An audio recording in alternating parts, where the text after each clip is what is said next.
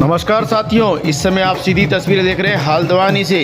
जी हाँ, आज बाबा साहब आम्बेडकर, जी हाँ, भीमराव आम्बेडकर जी का 135वीं जयंती धूमधाम से मनाई जा रही है हल्द्वानी में। सीधी तस्वीरें आप देख रहे हैं, लोग फूल बरसा रहे हैं और बेहद खुश हैं पूरे जोश के साथ। दर्शकों की जानकारी के लिए बताए चले, बाबा साहब भीमराव आम्बेडकर का जो जन्म है 14 अप्रैल 1891, जी हाँ, को हुआ था और इनकी जो मृत्यु की तारीख है 6 दिसंबर 1956 नई दिल्ली है। और इनके बारे में हम आपको और जानकारी बताए चलें। इनके माता पिता रामजी मालोजी सकपाल, भीमाबाई सकपाल, जी हाँ, और इनके बच्चों के नाम थे यशवंत भीमराव अंबेडकर, पत्नी का नाम था सविता आम्बेडकर, जी हाँ। और इस बीच हम आपको फिर दिखा रहे हैं लगातार हल्द्वानी के मुख्य मार्गों पर इस समय देख सकते हैं, सीधी तस्वीरें हम आपको दिखा रहे हैं। स्वागत सत्कार किया जा रहा है और इस समय नैनीताल रोड पे देखिए पानी वानी की सब व्यवस्था है, क्योंकि कई घंटे हो गए हैं, लंबा शहर का रन मारा है। बाबा साहब का इतिहास बहुत लंबा है और बाबा साहब जो है भारत के मध्य प्रदेश, जी हाँ, मध्य प्रदेश के महू नगर में सैन्य छावनी में हुआ था इनका जन्म। और आप इनके बारे में आप देख सकते हैं लगातार, ये देखिए झांकियाँ फिर निकल ली हैं। बाबा साहब के बारे में हम और बताए चलें, आपको कई चीज़ें जानकारी है इनकी। और देख सकते हैं सीधी तस्वीरें हम आपको दिखा रहे हैं इस समय हल्द्वानी से, जी हाँ, देख सकते हैं फूलों की पूरी बिछौना जैसा कह सकते हैं, फूलों से गदगद हैं। ये देखिए आप, लगातार लोग माल्यार्पण कर रहे हैं। राधा आर्य जी भी हैं इसमें दिख रही हैं आपको, और मीमांसा आर्य भी, और शिवेंद्र कुमार, विनोद कुमार, तमाम लोग बड़ी संख्या में मौजूद हैं। और इस बीच राधा आर्य जो उसकी समाज सेवी हैं, आइए उनसे भी हम बात करते हैं, क्या कहती हैं वो। राधा जी। वासियों को मैं बाबा साहब जी की 134वीं जयंती की हार्दिक बधाई शुभकामनाएं देती हूँ और साथ ही मैं बैसाखी पर्व की भी हार्दिक शुभकामनाएं देती हूँ। हर वर्ष की भांति ये जयंती हर्षोल्लास के साथ मनाई जाती है और सभी जनता से मैं यही अनुरोध करना चाहती हूँ कि जिस तरीके से उनने समाज के न्याय के लिए अपने पूरा जीवन उसमें लगा दिया समाज के। हम आज बाबा साहब की 134वीं जयंती को में सम्मिलित हुए हैं। तो बाबा साहब हमारे आइकन हैं। उन्होंने इस समाज के लिए ही नहीं, पूरे देश में ये जो एक समरसता, मानवता, मानवाधिकार और समानता के जो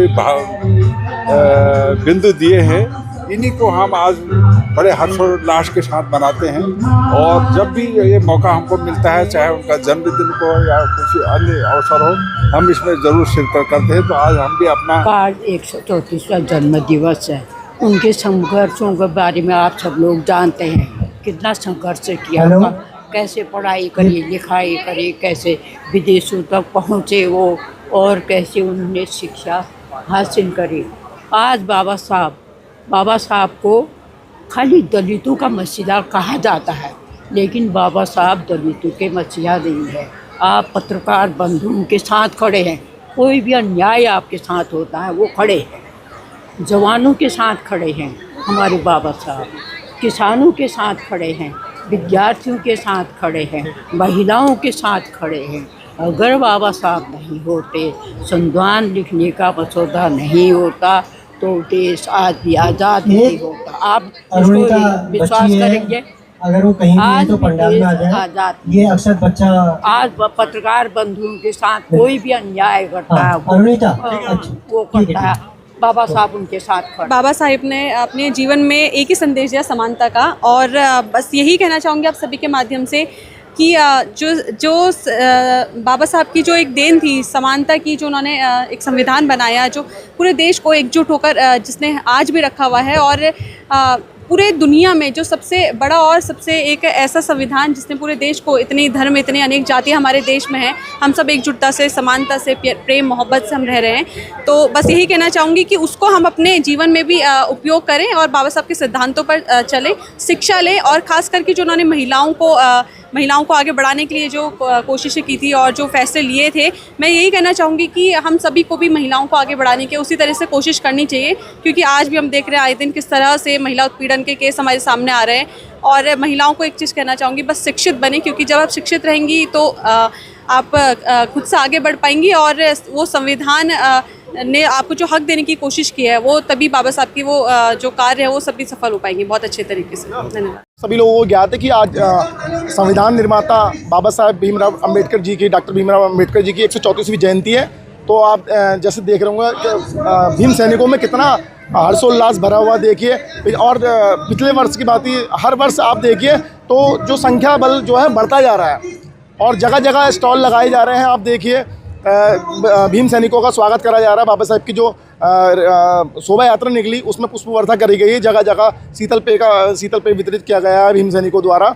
और जैसे कि आप देख रहे हैं बाबा साहब के नाम पे लोग अब घरों से बाहर निकलने लग गए हैं और इस जो बाबा साहब भीमराव अंबेडकर जी की समारोह समिति है उसके साथ जुड़ने लग गए। उसका जीता जाता उदाहरण आप ये देख लीजिए, पंडाल लगा हुआ पूरा भरा का भरा है। और मेरा ये कहना है कि मैं जाग चुका हूँ और मेरी तरह हर एक व्यक्ति जिसको बाबा साहब के संविधान से, बाबा साहब से फ़ायदा पहुँचा है, वो भी जाग जाए और बाबा साहब की जयंती को और उनके सिद्धांतों को अपने जीवन पे लाएं और हर्षोल्लास के साथ मनाएं। कि पूरे हल्द्वानी से लेकर के पूरे उत्तराखंड में, पूरे उत्तर प्रदेश में, पूरे भारत में और पूरे विश्व में बाबा साहब की 134वीं जयंती मनाई जा रही है। और सबसे बड़ी बात यह है कि बाबा साहब का स्टेचर प्रतिवर्ष बढ़ता जा रहा है। उसका एक कारण है। उसका कारण यह है कि बाबा साहब जब कोलंबिया यूनिवर्सिटी में पढ़ते थे तो उस समय स्टूडेंट्स ने अपना लिखा था, स्टूडेंट्स की फ्रेम में जो ब्रेली के एक लिखा जाता है, उसमें यह लिखा था कि आदमी जब मर जाता है लेकिन उसके विचार नहीं मरते हैं। लेकिन बाबा साहब ने इस चीज़ को नहीं माना। बाबा साहब ने इसको काट दिया, बोला इंसान के मरने के बाद उसके विचार भी मर जाते हैं अगर उनका प्रचार प्रसार न किया जाए। तो बाबा साहब का प्रचार प्रसार पिछले कई वर्षों से पूरे देश और विश्व में हो रहा है, जिसके कारण जो है बाबा साहब का ये स्टेचर बढ़ता जा रहा है।